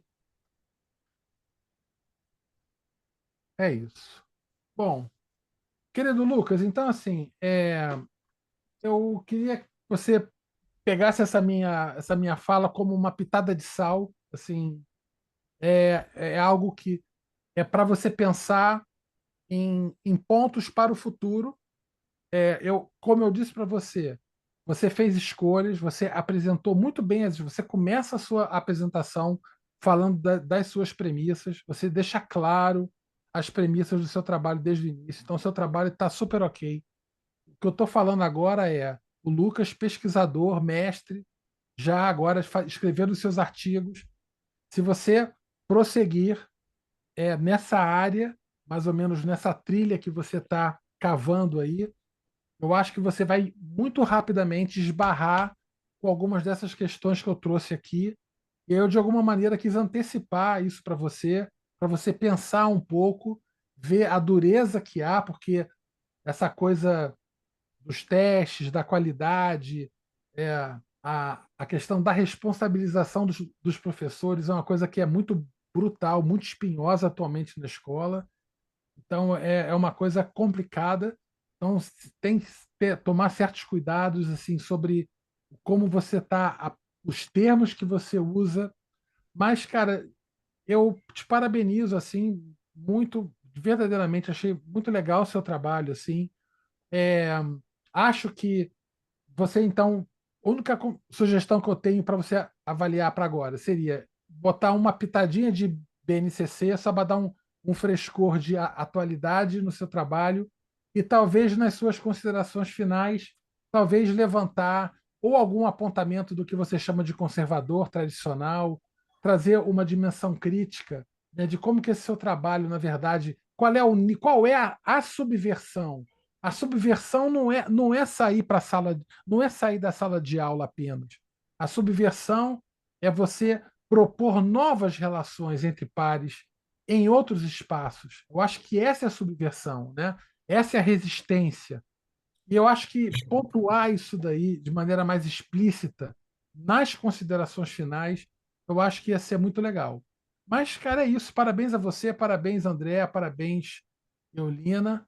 E, Lucas, tudo de bom. Eu fico à disposição aí para qualquer esclarecimento ou caso você queira que eu fale ou me aprofunde mais sobre qualquer coisa que eu falei aqui. A gente pode marcar um papo, mas eu fico aí à disposição. Beleza? Muito obrigado. Falou. Obrigado. Bom, agradeço as considerações do professor Carlos Matias. São sempre muito pertinentes, mas são mais do que pertinentes, são relevantes. Então, ainda bem que estamos gravando, porque senão a gente perderia toda essa questão, essas questões levantadas, que são novamente bem relevantes e fica importante, então, fazer essa pequena mudança, especialmente nas considerações finais, como já sugerido, tá? Se o senhor desejar, professor, enviar as correções que o senhor anotou, eu enviarei para o Lucas, tá? Com o maior prazer, muito obrigado, mais uma vez. Bom, continuando a arguição da banca, agora chamo meu amigo, professor Douglas. Mais uma vez, professora, muito obrigado por ter aceito o convite e é um prazer tê-lo na banca. Obrigado, André. Obrigado, professora Eulina. Cumprimentar aqui o Matias, né? O Matias falou que ia colocar sal aí no trabalho mais sal no trabalho do Lucas, mas ele está querendo colocar pimenta também. Uma pimentinha sempre bem-vinda, né? Ainda mais num trabalho que se trata de subordinação criativa, né? Lucas, também obrigado, tá? Pelo convite aí para participar da banca. Foi um prazer muito grande ler, né, o trabalho do Lucas. Queria dizer que eu fiquei muito satisfeito com a qualidade, né, do trabalho, com, com a apresentação, né, que o Lucas fez aqui, uma apresentação assim muito segura, né, de tudo que ele estava falando, né, sem ficar gaguejando, né, assim muito bem articulado, né? Então, assim, fico feliz de saber que a gente tem professores, né, nas escolas públicas, né, com essa habilidade, né? Já que a linguagem, né, a forma de se expressar é um recurso didático assim fundamental que o professor tem que ter para desenvolver o seu trabalho, né? Eu estava lendo seu trabalho e aí assim eu estava vendo um vídeo, né, do Instagram que apareceu um dia desse para mim, que me fez lembrar, né, como é que há situações totalmente diferentes de sala de aula, né? Enquanto a gente pega aqui o trabalho do Lucas, né, em que ele construiu uma sequência de atividades, né, em que ele levou os alunos para a sala de aula, né, proporcionou desafios super interessantes para eles, né? E a gente percebe, né, pela reação dos alunos que eles gostam muito de serem desafiados, né? Aí nesse vídeo, o que eu estava vendo? Era uma atividade também de sexto ano do ensino fundamental, né? Assim, um vídeo falando como vou preparar a minha avaliação minha turma de sexto ano. Aí o professor colocava 64 menos 36, né? E aí depois, tipo assim, né? Olhava para a tela, falava, poxa, mas isso tá muito simples, né? Aí começava lá a encorpar, colocava uma raiz cúbica no 64, uma raiz quadrada no 36, aí depois botava parênteses, elevava ao quadrado, multiplicava por 2, né? E aí você vê o seguinte, que isso é uma coisa absolutamente sem sentido, né, pro que a gente tem em termos de tecnologia, né, no dia de hoje. Você ficar massacrando o seu aluno, né, com uma atividade totalmente assim descontextualizada, né, e sem sentido prático, né? Então, assim, ver um trabalho como esse seu, né? Eu queria muito era que tivesse chegado até mim o algoritmo, né? Tivesse trazido até mim um trabalho assim, né? Em que o professor organizou, por exemplo, uma atividade interdisciplinar com outro professor, né, que não ficou enclausurado, né, dentro da sua sala de aula, sem dialogar com os outros colegas, sem implementar atividades conjuntamente com outros colegas, né? Mas foi isso que chegou para mim, né? E isso que chega para muitos outros professores, né? E aí esses outros professores eles acabam achando que não, o negócio é fazer isso mesmo, vamos dificultar, vamos, né, fazer uma prova desafiadora e tal, vamos trabalhar bastante isso em sala de aula, né, para poder o cara, né? Então, assim, eu vejo que um trabalho como esse, né, que você traz, é um trabalho muito importante, né? Um trabalho que traz uma série de metodologias de ensino ativas, né? que muitos docentes ainda desacreditam, né, dessas metodologias. Acreditam que isso é besteira, que se você for implementar isso, é, primeiro que é uma coisa assim, que dá um trabalho danado, né, Lucas? Você fazer esse tipo de atividade dá um trabalho danado. Então, assim, às vezes a resistência pode vir exatamente, né, por conta desse trabalho excessivo que dá, né? Você sair da sua zona de conforto, né? Mas quem faz uma atividade como essa percebe o ganho que isso traz para a aprendizagem dos alunos, né? Para o crescimento deles, né? Como cidadãos, como seres humanos, né? Você, né, ao longo dessas atividades, você não ensinou apenas grandezas e medidas, né? Você ensinou os alunos a trabalhar em grupo, ensinou eles a controlar a ansiedade, né? A se concentrarem melhor naquilo que eles estão fazendo, né? Então, assim, foram muitas outras habilidades que os alunos eles adquiriram, né? E que não necessariamente vão ser mensuradas por nenhum teste objetivo que você faça, entendeu? Então, isso é bastante importante, assim, a meu ver, apontar, né? Eu, assim como o professor Matias, eu fiquei muito feliz de ter visto várias citações no seu trabalho sobre os parâmetros curriculares nacionais, né? Porque eu acho que eles são documentos que não devem, de forma alguma, serem esquecidos pela comunidade da educação matemática, porque eles trazem sugestões curriculares e metodológicas, né? Que são né, de metodologia de ensino, de forma de você ensinar o conteúdo, que são muito interessantes, né? E a gente não pode ficar só enclausurado na BNCC, porque a BNCC nisso ela é extremamente frágil, certo? Então, muito bom ver você trazendo esse. A BNCC ficou esquecida, né? Como o Matias falou, né? Eu até ia recomendar de você, por exemplo, para não deixar a BNCC totalmente esquecida, você poderia, no seu recurso educacional, né, trazer para cada atividade, assim, tentar conectar com que habilidade da BNCC, né, essa atividade está relacionada, né? É uma forma de você trazer a BNCC para o seu trabalho, né? Assim, o texto está muito bom, está muito bem escrito, né?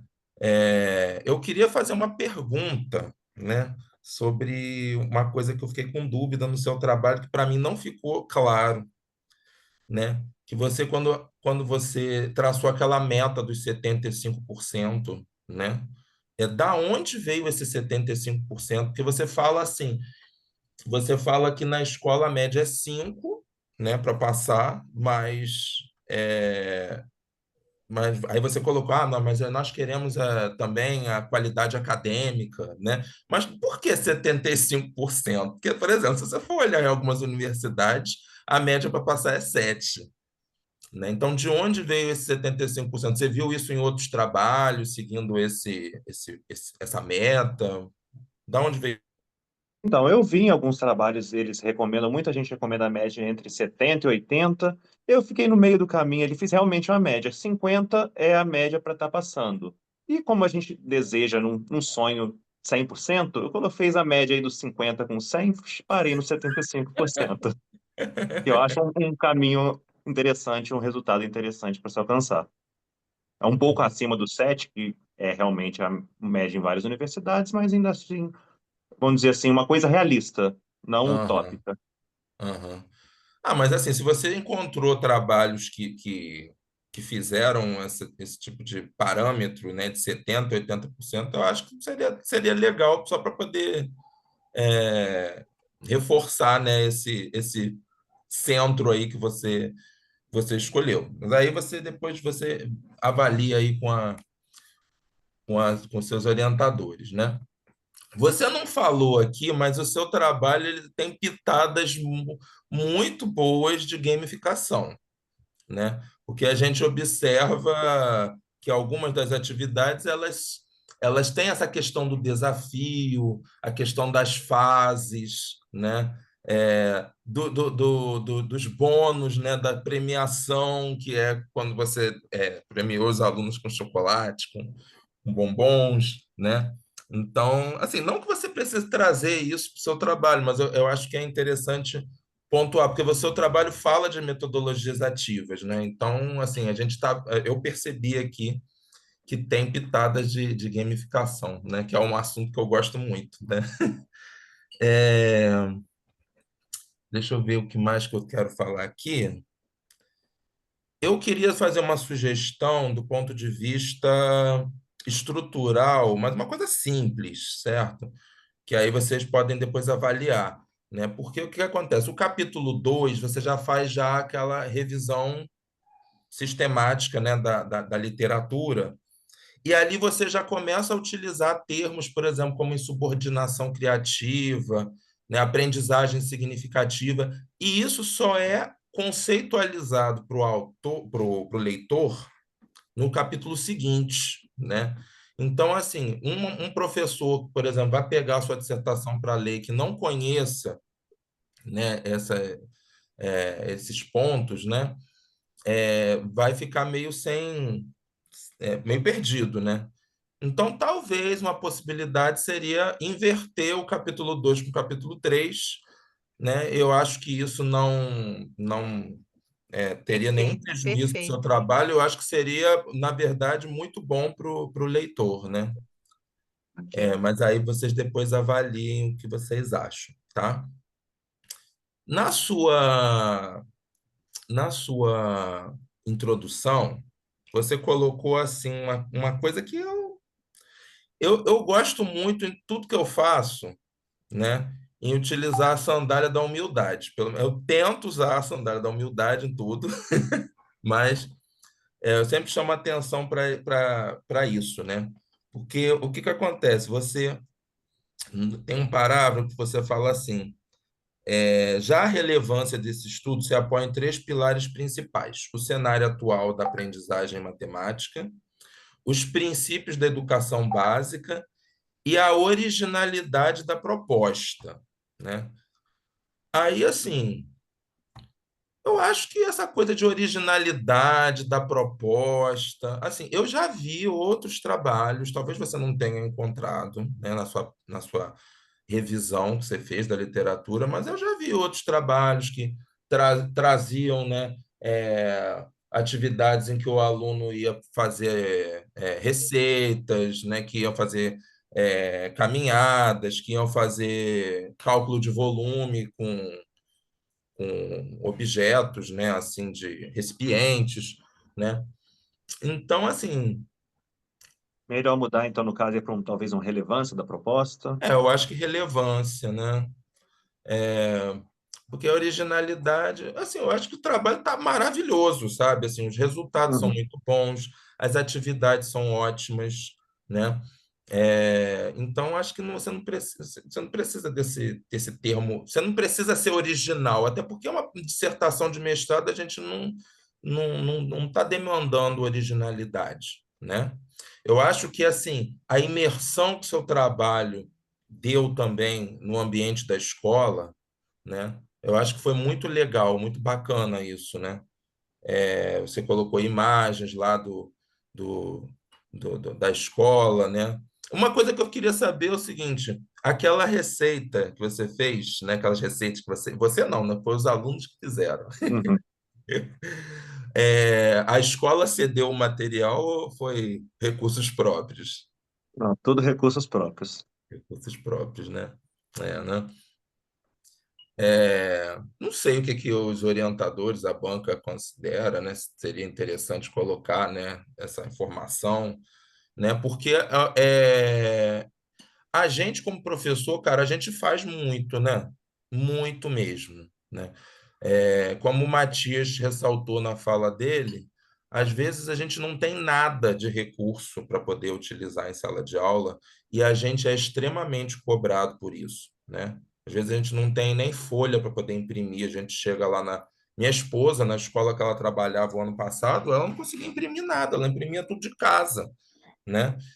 Então, a gente faz muito como professor, né? E isso é algo que normalmente não se dá o devido valor, né? Querem que os alunos aprendam, que tenham notas maravilhosas no SAEB, mas o que que é nos dado, muitas vezes? Um salário indigno e recursos quase nenhum, né? Uma lousa, às vezes uma caneta, né? Que é muitas vezes o professor mesmo que recarrega a caneta em casa, né? Então, é algo que, se você achar que deve colocar, não, esses materiais foram comprados com recursos próprios do professor, eu não veria problema nenhum de colocar isso, tá bom? Hum. É, eu queria sugerir que você. Tem umas coisas que eu coloquei aqui, né, que são bobeirinhas de citação, né, de regras da BNT, que aí depois eu não vou ficar perdendo tempo com isso. Mas uma coisa assim que no início eu fiquei meio confuso quando eu estava lendo o capítulo 2, aí depois eu entendi, né, que é o seguinte, porque você, às vezes você começa a falar de um trabalho que você está analisando, e aí você faz um parágrafo, né? Mas você ainda está falando daquele trabalho, mas você não cita, continua citando o trabalho, né? Então, quando acontecer isso, eu coloquei aqui para você ou citar o trabalho no parágrafo seguinte, ou incorporar fundir, né, um parágrafo com o outro para a gente saber que você está falando da mesma obra, tá? Deixa eu ver o que mais aqui. Tem uma hora que você fala assim, por fim, Correia 2019, né? Aí depois você. Eu pensei, opa, então esse aqui é o último autor que ele está analisando, mas aí depois vem outros, né? Aí, Esse foi o último da categoria, eu usei o por fim. tá. Tá bom. Talvez usar então uma subseção aqui para poder deixar claro, né? Ou então Entendi. deixar isso mais bem expresso no texto, tá? Mas assim, o texto está muito bom.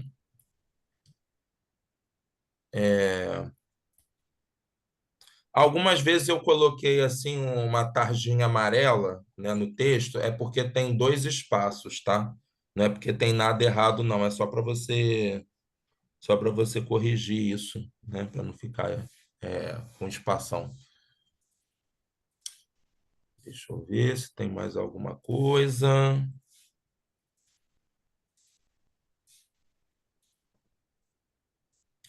Tá. Você colocou assim. Quando você vai falar da escala de motivação do Gontijo, você tem que citar o trabalho, né? Porque, né, nem todo mundo conhece o Gontijo, né? E o trabalho no qual a tese dele de doutorado que ele criou essa escala, né? Então aí você tem que colocar Gontijo com um ano, né, Entendi. ao lado, tá? Uma coisa que eu vi no recurso educacional, aqui no trabalho, quando você vai falar da sequência didática, você coloca o tempo de duração em horas relógio, né? Você coloca 50 minutos, 1 hora e 40 minutos, e lá no recurso educacional você coloca em horas aula. Aí eu ia sugerir que você, no recurso educacional, colocasse horas relógio, tá? Porque esse termo de hora aula ele varia muito, né? De instituição para instituição, né? Às vezes a hora aula é a mesma coisa que a hora relógio e às vezes não, né? 50 minutos, como é o caso parece ser a realidade da sua escola, né? Aí fica essa sugestão. Uma coisa que eu queria chamar a atenção aqui é o seguinte, né? Eu acho que a gente a gente pode, na verdade, evidenciar, né, como é bom a gente fazer esse tipo, trazer para a prática do professor essas atividades em que você buscou um, um perfil mais experimental, né?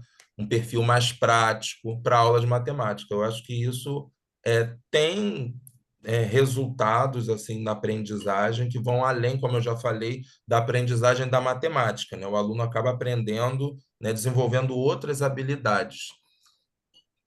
Mas eu acho que a gente também não deve achar que assim, isso vai suplantar totalmente a aula expositiva, né? Isso é melhor do que a aula expositiva. Até porque durante as suas atividades você teve partes em que houve uma pequena aula expositiva, né? É claro que essa pequena aula expositiva teve uma coisa que é muito interessante, que eu considero interessantíssimo em aulas expositivas, que é o diálogo com os alunos, né? Mas a aula expositiva ela não vai deixar de existir, né? E a gente percebe que tem alunos que gostam da aula expositiva, né? Assim, não existe aquela coisa, né? Toda unanimidade é burra, né? Assim, tem alunos que gostam da aula expositiva, né? O que eu acho que não deveria ocorrer, né, é só aula expositiva. Só a aula que o professor fala e o que o aluno memoriza, né, e reproduz o que o professor está ensinando, né? Mas a aula expositiva ela é importante, inclusive, para a questão da sistematização do conteúdo, né, da organização do raciocínio, né? E até mesmo para a implementação das atividades baseadas em metodologias ativas, né? Opa. Então, assim, eu acho que a gente não precisa demonizar um para poder enaltecer o outro. Eu acho que os dois podem conviver harmonicamente, né? E aí, nesse sentido, eu acho que o título do seu produto educacional, a gente poderia, do seu recurso educacional, a gente poderia repensar, né? Porque você coloca assim, além do sequência didática, além do tradicionalismo no ensino de grandezas e medidas, no 6º ano do ensino fundamental, né? Primeiro que assim, no seu trabalho você não define o que seria um ensino tradicional. Algo que você, se quisesse, poderia até trazer, porque existem autores que tentam conceituar o que seria esse ensino tradicional, né? Sendo que quando você fala tradicionalismo, poxa, me diga, não teve na sua vida alguma aula expositiva que você assistiu, né, que foi assim, que você saiu daquela aula assim, caraca, que aula maravilhosa, gente, foi muito boa essa aula, né? Então é aquilo, né? Que até uma coisa que o Matias falou, né? Tudo depende muito do próprio professor também. O professor, né? Ele pode dar uma aula expositiva muito, mas muito boa, encantadora, engajadora, né? Então o problema, eu acho que não está na aula expositiva, né? Está em outras questões, né? Eu acho que a gente pode fazer né, amenizar esse teu título aí, colocar alguma coisa do tipo práticas experimentais ou aplicadas, né, sobre grandezas e medidas, né? Mas não precisa falar, vamos fugir do tradicionalismo, né? Porque isso eu acho que também soa um pouco pedante, né? Um título assim, tá? Aí a gente depois pode fechar um título, se vocês concordarem, né? Um outro título para isso, né? Sobre essa atividade das conversões, né? Você falou aí que os alunos, na hora que eles tiveram que fazer os cálculos, eles ficaram um pouco, né, tinha que converter para a medida, acho que para a medida convencional, né? Que eles ficaram um pouco, acharam um pouco chato, né, no final. Essa conversão, como é que esse ato de converter, como é que foi? Os alunos tiveram que fazer isso no braço, ou eles puderam usar uma calculadora, celular? Como é que foi isso? Podia usar calculadora, e mesmo assim, não, só tratar com números, eles deram aquela desanimada, já não estavam mais tão empolgados, vamos dizer assim. Não foi só no braço, não foi só braçal, não. Ah, tá.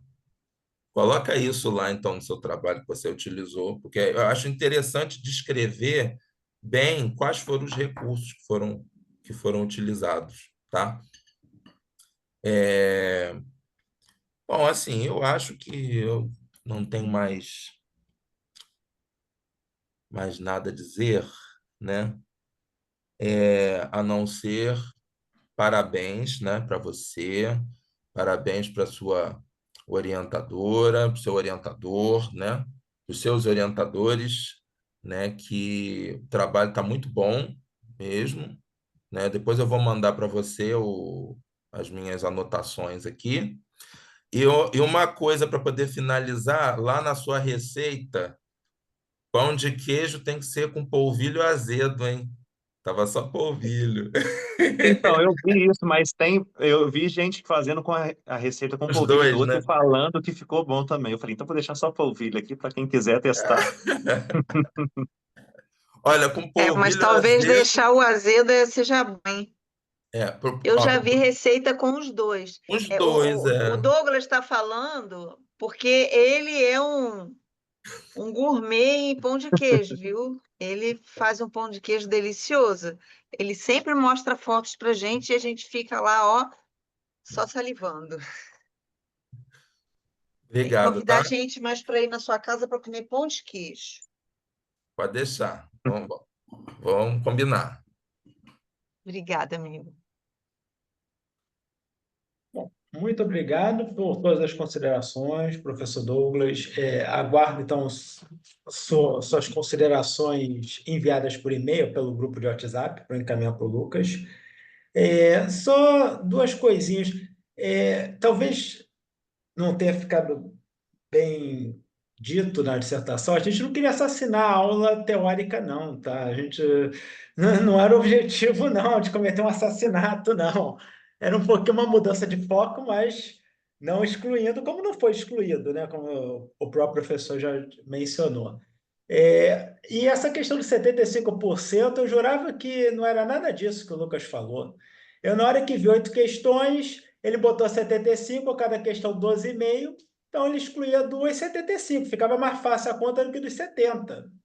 Então eu achei que era só isso. Essa aí, próxima vez eu pergunto. Foi uma boa essa aí também. Muito obrigado novamente, professor. Bom, se me permitem, eu vou cometer uma certa insubordinação e vou chamar para conversa a professora Eulina, que ela é informalmente a orientadora do trabalho, e eu vou justificar por quê, se ela não justificar por quê que ela é a orientadora de direito do trabalho, tá? Então, professora Eulina, com a palavra. André, muito obrigada. Eu vou começar aqui agradecendo a você, André, por aceitar essa parceria. Agradecer aos meus queridos e maravilhosos professores Carlos, Matias e Douglas. E agradecer o Lucas, né? É, eu quero falar de você, Lucas, né? É, e eu quero dizer que, para mim, você foi um dos melhores alunos de EMEA 40 que eu já tive.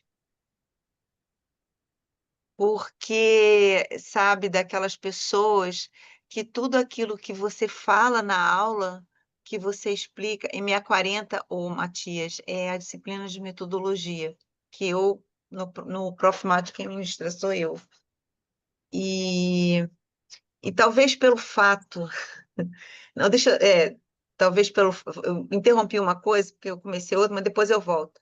talvez pelo fato de eu estar em MA40, eu sei exatamente o que cada aluno quer fazer, vai fazer, pretende fazer, eu dou pitaco nos projetos, né?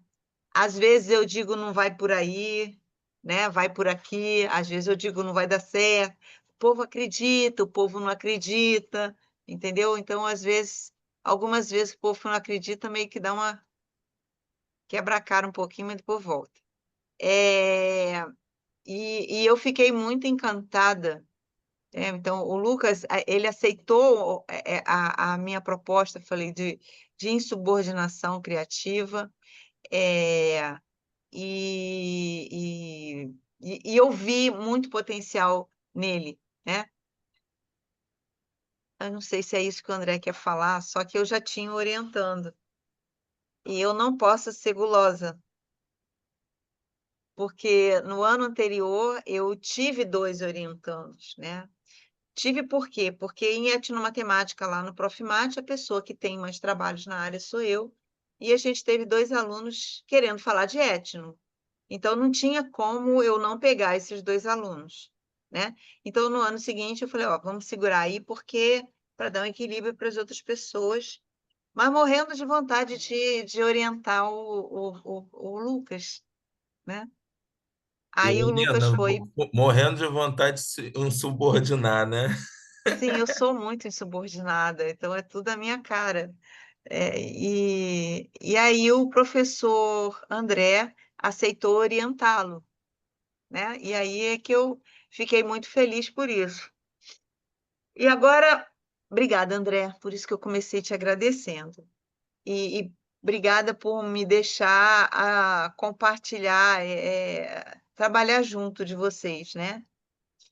Então, Lucas, você uma pessoa assim, extremamente dedicada, sabe? Foi maravilhoso trilhar esse caminho junto com você, né? Então, o Lucas, as coisas que ele traz para a gente teve quase inserção alguma em termos de correção, um encaminhamento ou outro.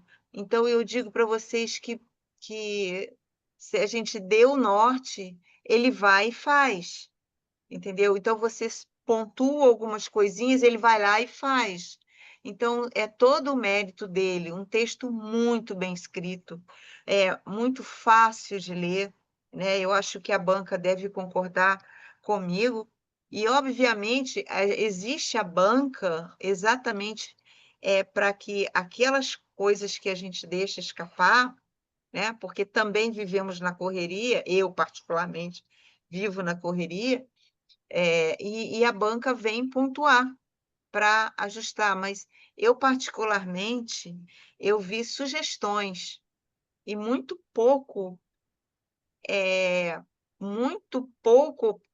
poucas ponderações de você precisa corrigir isso, né? E tudo que eles falaram, eu tenho certeza que o André também já acatou e já aceitou, né? Então, eu quero agradecer muito vocês dois pelas colocações que vocês fizeram. Matias, pelas provocações, pelas possibilidades. É claro que há muitas coisas que sempre podem ser mais trabalhadas, mas a gente também tem um tempo, a gente também tem que traçar, né? Então, olha, a gente vai por esse caminho, mas assim, esse espaço de você ter a possibilidade de pensar outros caminhos, em pensar outros olhares, porque são coisas que ficam, né? Para a gente, para outros momentos, para outras ocasiões, para continuidades, né? Então, eu tenho certeza que o Lucas ele pode escrever de 1 a 2 artigos dessa dissertação, dependendo do foco que ele vá abordar nos artigos, né? O que ele for delimitar, e eu tenho certeza que ele consegue fazer um, um trabalho, dar continuidade a esse trabalho muito bacana. Então, o que eu queria falar é agradecer a minha palavra é só agradecer e dar muitos parabéns para você, Lucas. O seu projeto e, certamente, a sua dissertação, eles continuarão sendo usados por mim em metodologia na graduação, em metodologia no mestrado, como modelo a ser seguido. É Muito isso. Muito obrigado à orientadora, a professora Eulina. Agora sim, a gente pode usar o termo, né? Bom, já que eu tenho que falar, né, já que oficialmente eu tenho que falar, eu vou fazer alguns destaques aqui. Eu vou deixar para falar do Lucas junto com a professora Eulina. Primeiramente, quando a professora Eulina, a gente pensou na banca e convidou o professor Carlos Matias, aí, assim, eu achei ótimo. Primeiro, assim, a pessoa muito agradável, sempre me tratou muito bem, então seria um prazer revê-lo. Mas, acima de tudo, porque o professor Carlos Matias, ele tem a capacidade de ou desconstruir uma dissertação, ou uma dissertação não, um trabalho, no caso. Vamos falar a palavra trabalho e esquecer dissertação, já eu entro por quê. Pode desconstruir, mas também pode ramificar. E eu fiquei muito feliz quando o professor ele não desconstruiu, muito pelo contrário, ele ramificou. O que mostra que o trabalho idealizado pelo Lucas e altamente alicerçado por M40 sobre a coautoria da professora Eulina, ocasionou isso. É um debate, não é um trabalho que a gente considera perfeito, que há pequenos ajustes feitos pela banca, como Sim. já mencionaram, o professor Carlos Matias e o professor Douglas. E são pequenos ajustes no âmbito central da dissertação. E não é um trabalho fechado, o que também seria uma pretensão absurda pensar em algo fechado. E, muito pelo contrário, surgiram várias questões propostas pelo professor Carlos Matias e também pelo professor Douglas, o que, por si só, já mostra que foi uma pesquisa bem realizada e que surge uma série de fatos novos a serem abordados em estudos a posteriori. E o que salienta que é uma boa pesquisa feita, porque não fecha o assunto e ao contrário. E a sua pesquisa, agora sim, falando da professora Eulina e de você, ela é bem construída desde o início, em M40. Ela é bem alicerçada na parte bibliográfica, o que, por experiência própria, é sempre algo muito complicado no Profimate. Às vezes a ideia, o start inicial é muito bom, mas a maneira de conceituar, de dirigir o assunto, de propor o assunto, de embasar, de alicerçar, em geral, há buracos ali, rupturas que você perde, especialmente de um capítulo para outro. E aqui até aconteceu esse pequeno probleminha da inversão com o professor Douglas, já se atentou ao detalhe, do capítulo 2 com 3, para dar uma continuidade, né? Ficar mais contínuo, mais linear, será acatado. Mas, então, assim, eu saliento em particular os dois, a professora Eulina, que foi orientadora oficial do trabalho, não, mas de direito foi, e ao Lucas, que escreve muito bem. As correções que a gente fazia nas nossas reuniões sobre o texto e sobre as ideias centrais do Lucas, assim, a questão da tabela de contígio, a modificação, ele mesmo sugeriu, eu posso modificar, meu belo prazer, porque aqui não se aplica. Então, ele mesmo ele estudou e se preparou para esse trabalho. É um trabalho que há muito mérito do Lucas. É um trabalho, não é só uma dissertação. Não é algo que ele fez, deu um start aí e abandonou e chegamos aqui, fizemos um produto e coisa tal. Ele se preparou para escrever e escrever bem isso. E consegue originar questões futuras. Então, a professora Eulina disse que foi um dos melhores trabalhos que ela começou, que ela startou, vamos usar essa palavra, em MA40. Eu não posso avaliar isso, mas pelo que eu vi aqui, é um dos trabalhos mais claros e mais bem construídos do início até o fim, mais coesos. Então, foi um prazer ser mais observador do que membro atuante da pesquisa, mas foi um prazer, então, poder participar. Agradeço a professora Eulina, podia ser a orientadora, não havia problema nenhum. O limite é 2 por ano ou por turma, então, mas não quis ser gulosa. E, bom, me deixou com esses louros aí da vitória que eu não mereço muito, não. Mas parabéns, professor Eulina, e parabéns, Lucas. E, mais uma vez, agradeço muito à banca por ter participado e não só ter aceito o convite, mas por ter atuado para a melhoria do trabalho tão fortemente. Muito obrigado a todos. E agora, assim, se alguém deseja falar, esteja à vontade, senão a gente vai deliberar numa sala que eu acho que a professora Eulina vai enviar um convitezinho para todos no Sim, WhatsApp, para a gente aí eu debater. queria, antes do Lucas falar, saber de vocês o que vocês preferem. A gente fala pelo grupo do WhatsApp ou querem que eu abra uma sala no Meet? Ah, acho que pelo Zap é rápido, não é não? Eu Pelo Ok. só Zap, vou, por eu só mim, vou pelo ler um Zap. pouquinho a ficha do recurso educacional para a gente conceituar até a questão do título para ser mudado. E Sim, a fora gente resolve isso, isso na chamada. isso dá tranquilo, eu vou lendo, aí a gente acerta. Então, beleza. Então, assim, eu vou só parar. Lucas, se você quiser falar alguma coisa, se mais alguém quiser, senão eu vou parar, e depois eu volto a gravar. Mas, por favor, Lucas, à vontade. Eu só tenho muito a agradecer mesmo, né? As considerações de todos, o carinho de todo mundo aí, os, os elogios, que eu vou dizer que, sinceramente, não sei se eu mereço, não. O mérito não é só meu, foi realmente a ajuda de todos vocês que proporcionou estar fazendo esse trabalho. Falei que sem as orientações da professora Eulina em MA40, não tinha a menor condição de estar saindo desse trabalho, né? Porque eu não tinha nenhuma ideia de como fazer um texto acadêmico, na licenciatura não tive um TCC, então fiquei assim meio perdido, foi tudo graças à orientação dela. Tenho muito a agradecer. Sobre as orientações que o professor Carlos Matias falou, eu confesso, não querendo ser pedante, mas assim, eu cheguei a pensar muito dessas coisas, mas eu fiquei pensando, como eu consigo incluir isso num trabalho que já está desse tamanho? Eu falei, não, vou deixar isso para lá, mas eu confesso que eu cheguei a realmente pensar essas coisas. Aí, sobre os dados ali, eu vi a data de publicação dos PCN, eu falei, mas isso é tão antigo, será que não tem alguma coisa um pouco mais nova? A relevância disso continua a mesma, mas será que tem pesquisa sobre isso? O SAEB nesse modelo engessado, o Enem nesse modelo engessado que a gente tem, eu pensei bastante sobre isso, eu falei, não, não tem como, não consigo nesse momento estar colocando tudo o que eu penso, então deixei ele realmente, mas adorei aí as sugestões, bom saber que as minhas ideias foram realmente válidas, foram pertinentes aí para futuras pesquisas. Muito obrigado. Bom, então, você interrompe a gravação ou já interrompeu? Sim, vou interromper agora. Bom, então, depois de 3 minutos de reunião da banca, a banca deliberou e aprovou por unanimidade. Então, Lucas, parabéns. Aê! Obrigado. Parabéns! O mais novo mestre fresco. Parabéns! Pode falar à vontade, Lucas, agora.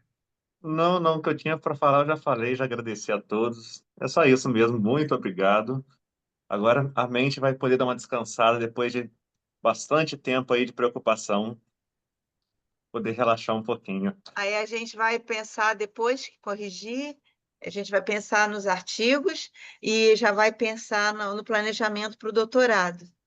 Ah, meu Deus. É assim, meu querido. É assim que funciona. Tá bom? Um beijo. Olha, gente, muito, muito, muito obrigada. Vocês são maravilhosos. Vocês quatro, né? Muito obrigada mesmo, de coração. Vocês, sensacional. Matias, eu fiz um convite para você por e-mail. Depois você dá uma olhadinha. Não, eu já respondi, já aceitei, só marcar. Ah, deixa eu Marcar? aproveitar. Só marcar Ai, qual vai nem ser te a conto isso, sexta-feira. nem te conto o que aconteceu. Mas vai, fala, depois eu vou te contar o que aconteceu. Não, só falar para vocês aqui, ó. Tá saindo agora aqui, ó. O meu livro tá saindo, saiu agora pela Livraria da Física. Matias, você tem ele para vender ou Parabéns. só pela Amazon? Já tenho, já tem aqui. Vai ter um lançamento online aqui no meu canal e vai ter um presencial também. Só que o presencial ainda não tem dia, mas eu vou avisar geral para a galera do Rio. Então, o que que aconteceu? Eu comprei o seu livro e comprei mais um livro da Sandra, Ah, tá? sim. E aí me disseram que o livro foi entregue. Aonde eu não sei. Ah, entendi. Caramba, Não caramba, entregaram aqui. Ai, que caramba. ódio. Que ódio. É. Bom, Estou enfim, mas tentando ver se eu consigo, pelo menos, que eles me devolvam o dinheiro. Ah, mas